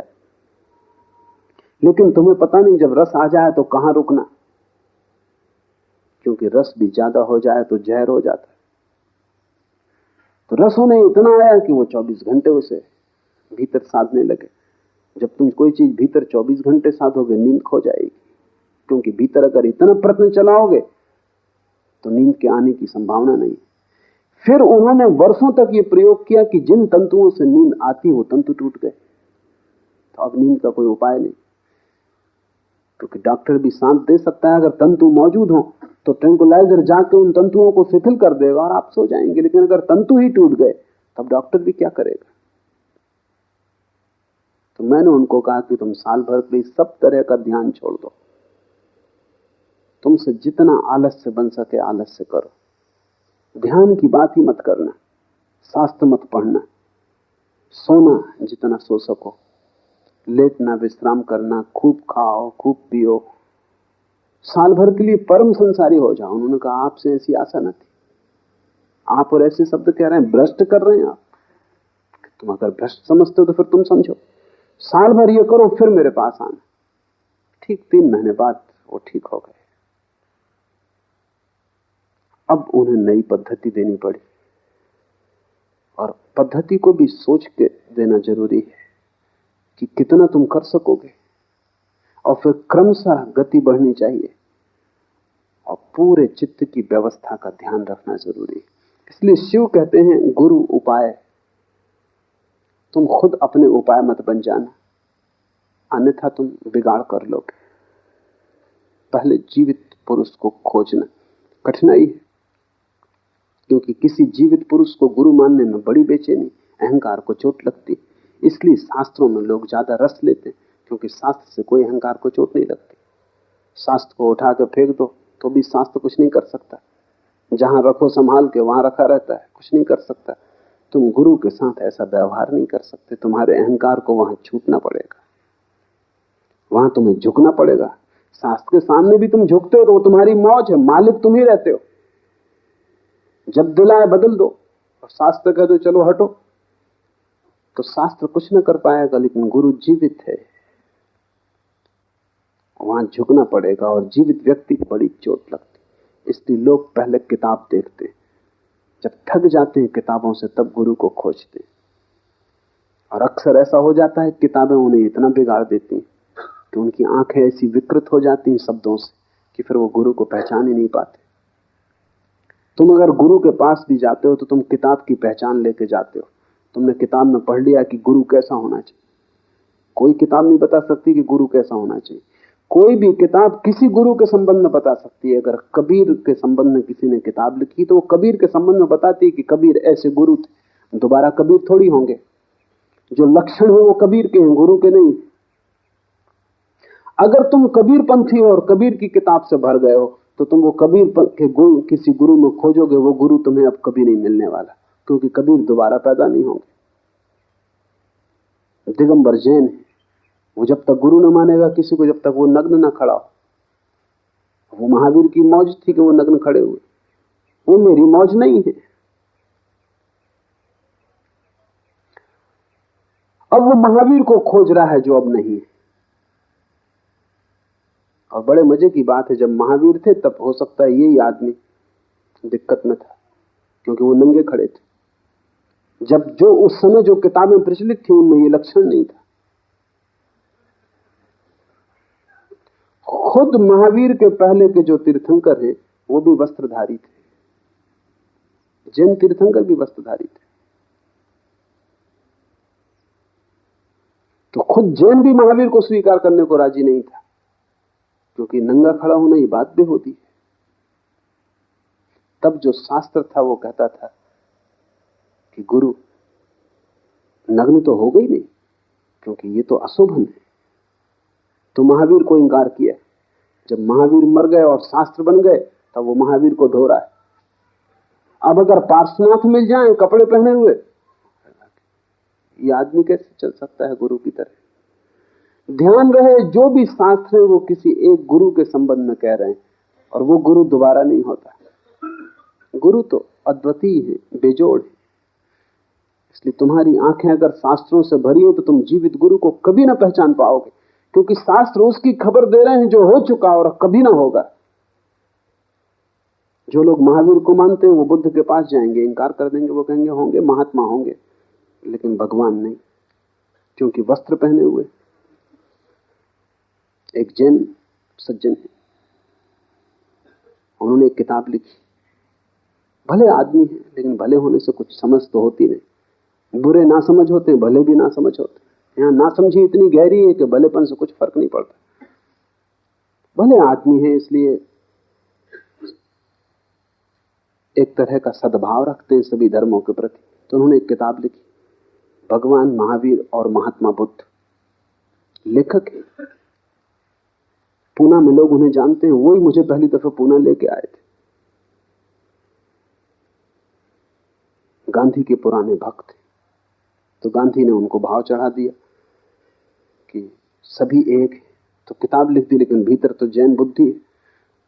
मैं उनके घर मेहमान था, तो मैंने पूछा, और तो मेरी समझ में आया, लेकिन इतना फर्क काहे रखा है भगवान महावीर और महात्मा बुद्ध? तो बोले ऐसा है कि भगवान तो महावीर ही है। ज्यादा से ज्यादा इतना हम स्वीकार कर सकते हैं कि बुद्ध महात्मा है, लेकिन भगवान नहीं। क्यों? सवस्त्र। भगवान तो निर्वस्त्र हो। बस तब दिक्कत खड़ी हो जाती। और ऐसा नहीं कि कोई जैन के साथ दिक्कत, सभी के साथ वही दिक्कत खड़ी होगी। इसलिए जैन कभी राम को भगवान नहीं मान सकता। सीता के साथ खड़े, ये बात अड़चन की कि जैन ये सोच ही नहीं सकता कि भगवान हो के और भैरवी क्यों साथ है। भगवान तो सब छोड़ देगा, जो मुक्ति हो गया तो अब ये स्त्री क्यों साथ। इसलिए सीता जैसी बहुमूल स्त्री भी जैन को खो जाती, उसकी बुद्धि में नहीं पकड़ती। कृष्ण को तो वो नरक में डाल देते। क्योंकि एक नहीं 16,000 स्त्री, तो इनसे ज्यादा योग्य और कोई है नहीं नरक के। जैनियों ने कृष्ण को नरक में डाल दिया डर के कारण, क्योंकि जाति के सब वणिक तो भयभीत भी हैं, हिंदुओं से भय भी खाते हैं कि कोई झगड़ा झंसा खड़ा ना हो जाए, और शायद इसीलिए अहिंसा में मानते हैं। अक्सर भीरू लोग अहिंसा में मानते हैं, क्योंकि हिंसा में मानने के लिए थोड़ी तो लड़ाई झगड़े की हिम्मत चाहिए। न मारेंगे न मारे जाएंगे, इसलिए सिद्धांत ठीक है कि किसी को मत मारो, जीने दो और जियो, मगर जीने की इच्छा है, वो कोई दूसरे से प्रयोजन नहीं। तो डर के मारे एक दूसरी तरकीब भी लगाई है, वो ये कि कृष्ण को नरक में डाल दिया, और फिर भय के कारण, क्योंकि नरक में तो डालना जरूरी, सिद्धांत में कहीं आते नहीं, मगर भय के कारण कि हिंदुओं के बीच जीना है, तो ये भी स्वीकार कर लिया है कि अगले कल्प में वो पहले तीर्थंकर होंगे। समझौता हो गया। ये बनिए की जो वृत्ति है गणित, अब हिंदू नाराज भी नहीं हो सकते कि भाई कोई हर्ष नहीं, अपना सिद्धांत भी समझ गया, झगड़े से भी बच गए। गुरु को अगर तुमने शास्त्र से खोजा तो तुम कभी ना खोज पाओगे, क्योंकि जब तक शास्त्र लिखे जाते तब तक जिसके लिए लिखे गए वो तिरोहित हो जाता है। और हर गुरु पृथक भिन्न अपने ही ढंग का है, उस जैसा तुम दूसरा नहीं खोज सकते। दोबारा महावीर नहीं खोजे जा सकते, न कृष्ण खोजे जा सकते, न बुद्ध खोजे, और तुम उन्हीं को खोज रहे हो, इसलिए भटक रहे हो। और जब वे थे तब तुम किसी और को खोज रहे थे, तुम चूकते ही चले जाते हो। गुरु को खोजना हो तो शास्त्र को अलग लगा देना, गुरु को खोजना हो तो किसी व्यक्ति की सन्निधि को पाने की कोशिश करना, उसके सत्संग में बैठना, और अपने सिद्धांत लेके मत जाना, अपने नापने जोखने के इंजाम लेके मत जाना। सीधे हृदय को हृदय से मिलने देना, बुद्धि को बीच में मत आने देना। अगर तुमने बुद्धि बीच में आने दी तो हृदय का मिलन ना होगा, तुम गुरु को ना पहचान पाओगे। गुरु की पहचान आती है हृदय से, बुद्धि से नहीं। और जब भी तुम बुद्धि को हटा के हृदय से देखोगे, तत्क्षण कोई चीज घट जाती है। अगर तुम्हारा मेल हो सकता है इस गुरु से तो तत्क्षण मेल हो जाएगा, एक क्षण की भी देरी ना लगेगी। तुम पाओगे कि तुम उसमें पिघल गए, वो तुम्हें पिघल गए। उस दिन से तुम उसके अभिन्न अंग हो गए, उस दिन से तुम उसकी छाया हो गए, उसके पीछे चल सकते हो। हृदय से खोजा जाता है गुरु, और गुरु के बिना कोई उपाय नहीं। शरीर हवी है, और ध्यान रखना, ये जिसे तुम शरीर कहते हो, जिसे तुमने समझ रखा है कि मैं सब कुछ ये शरीर में ही हूं, ये शरीर हवी से ज्यादा नहीं। जैसे यज्ञ में आहुति डालनी पड़ती, ऐसे ही ध्यान में तुम्हें धीरे धीरे इस शरीर को खो देना होगा। बाकी आहुतियां व्यर्थ हैं। कोई घी डालने से, गेहूं डालने से कुछ हवी नहीं होती, अपने को ही डालना पड़ेगा, तभी तुम्हारी जीवन अग्नि चलेगी। इस पूरे शरीर को दांव पे लगा देना, इसे बचाने की कोशिश की तुमने अगर, तो यज्ञ जलेगा ही नहीं, अग्नि पैदा ही नहीं होगी। तुम अपने पूरे शरीर को दांव पे लगा देना। शरीर हवी है, ज्ञान ही अन्न है, और तुम अभी तो भोजन से जीते हो। भोजन शरीर में जाता है, शरीर के लिए जरूरी है। बोध, ज्ञान, ध्यान, अवेयरनेस, वो भोजन है आत्मा का। अभी तक तुमने शरीर को ही खिलाया पिलाया है, आत्मा तुम्हारी भूखी मर रही, आत्मा तुम्हारी अनशन पे पड़ी। जन्मों से शरीर परिपुष्ट हो रहा है, आत्मा भूखी मर रही। ज्ञान अन्न है आत्मा का। तो जितने तुम जागृत हो सको, ज्ञानपूर्ण हो सको, ज्ञान का मतलब पांडित्य नहीं, ज्ञान का अर्थ है होश। जितने तुम जागृत हो सको, तुरीय अवस्था, तुरीय जितना तुम में सघन हो सके, तुम जितने होशपूर्ण और विवेकपूर्ण हो सको, उतनी ही तुम्हारी आत्मा में जीवन धारा दौड़ेगी। तुम्हारी आत्मा करीब करीब सूख गई, उसको तुमने भोजन ही नहीं दिया, तुम भूल ही गए हो कि उसको भोजन की कोई जरूरत है। शरीर तुम्हारा भोजन कर रहा है, आत्मा उपवासी। इसलिए अनेक धर्मों ने उपवास का उपयोग किया। शरीर को उपवास करवाओ थोड़े दिन और आत्मा को भोजन दो, विपरीत करो प्रक्रिया को। लेकिन जरूरी नहीं कि तुम शरीर को भूखा मारो, शरीर को उसकी जरूरत दो, लेकिन तुम्हारे जीवन की सारी चेष्टा शरीर को ही भरने में पूरी ना हो जाए। तुम्हारे जीवन की चेष्टा का बड़ा अंश ज्ञान को जन्माने में लगे, क्योंकि वही तुम्हारी आत्मा का भोजन है। ज्ञान ही अन्न है। विद्या के संहार से स्वप्न पैदा होते, और अगर ये ज्ञान तुम्हारे भीतर न गया और तुम्हारे भीतर की ज्योति को ईंधन न मिला, तो फिर तुम्हारे जीवन में स्वप्न पैदा होते, तब तुम्हारे जीवन में वासनाएं पैदा होती, तब तुम्हारा जीवन अंधेरे में भटकता है, तब तुम कल्पना में जीते हो, तब तुम तृष्णा में जीते हो, तब बस तुम सोचते ही रहते हो। मैं मुल्ला नसरुद्दीन से पूछा कि इस वर्ष कहां जाने के इरादे, क्योंकि अक्सर वो यात्रा पे जाते, तो उन्होंने कहा कि मैं 3 वर्ष में एक ही बार यात्रा पे जाता हूं। मैंने पूछा तो बाकी 2 वर्ष क्या करते? तो उन्होंने कहा 1 वर्ष तो पिछली यात्रा जो की उसको सोचने में, उसका रस लेने में बिताते, और 1 वर्ष अगली यात्रा की योजना बनाने में बिताते। फिर भी मुल्ला नसरुद्दीन कम से कम 3 साल में एक बार यात्रा पे जाते, तुम एक बार भी नहीं गए।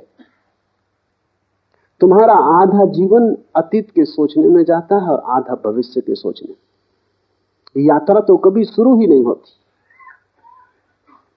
या तो तुम स्मृति में भटकते रहते हो जो कि स्वप्न है मरा हुआ, और या तुम कल्पना में भटकते रहते हो जो कि स्वप्न है भविष्य का, जो अभी जन्मा नहीं। तुम दोनों में कटे हो, और मध्य में है वर्तमान, वहां है जीवन, उससे तुम वंचित रह जाते हो। ज्ञान तुम्हें जगाएगा अभी और यहीं, इस क्षण के प्रति। ज्ञान तुम्हें वर्तमान में लाएगा। अतीत खो जाएगा, खो ही गया है, तुम व्यर्थ ही उस राख को ढो रहे हो। भविष्य अभी आया नहीं, तुम उसे ला भी नहीं सकते, जब आएगा तब आएगा। वर्तमान अभी मौजूद है, जो मौजूद है वही सत्य है। स्वप्न का अर्थ है जो मौजूद नहीं है उसमें भटकना। ये सूत्र ध्यान रखना। विद्या के संहार से स्वप्न पैदा होते। जब तुम्हारे भीतर ज्ञान नहीं होता, आत्मा जागृत नहीं होती, तो तुम सपनों में खोते हो। अतीत भविष्य सब कुछ हो जाते हैं, वर्तमान ना कुछ, और वर्तमान ही सब कुछ है। जैसे जैसे तुम जागोगे वैसे वैसे अतीत कम, भविष्य कम, वर्तमान ज्यादा होगा। जिस दिन तुम पूरे जागोगे उस दिन सिर्फ वर्तमान रह जाता है। उस दिन न कोई भविष्य न कोई अतीत है, और जब अतीत नहीं भविष्य नहीं, तो चित्त के सारे रोग, सारी पुनरुक्तियां, सारे वर्तुल नष्ट हो जाते। तब तुम यहां हो, शुद्ध, निर्मल, निर्दोष, ताजे, जैसे सुबह की ओस। तब तुम यहां हो जैसे कमल का फूल। इस क्षण में अगर तुम पूरे के पूरे मौजूद हो जाओ तो तुम परमात्मा हो। इस क्षण में तुम बिल्कुल मौजूद नहीं हो, इसलिए तुम शरीर हो, मन हो, लेकिन आत्मा नहीं। ध्यान सिर्फ इसी बात की चेष्टा है कि तुम्हें खींच के अतीत से यहां ले आए, भविष्य से खींच के यहां ले आए। तुम न तो आगे जाओ न पीछे जाओ, तुम वे यहीं खड़े हो जाओ। यहीं अभी इसी क्षण में परिपूर्ण रूप से शांत सजग होकर खड़े हो जाना ध्यान है। उससे ही विद्या का जन्म है, उससे ही तुम्हें जीवन का चरम उत्कर्ष और जीवन की चरम समाधि और आनंद उपलब्ध होगा। उसे जिसने खोया सब खोया, उसे जो पा लेता है वो सब पा लेता है। आज इतना ही।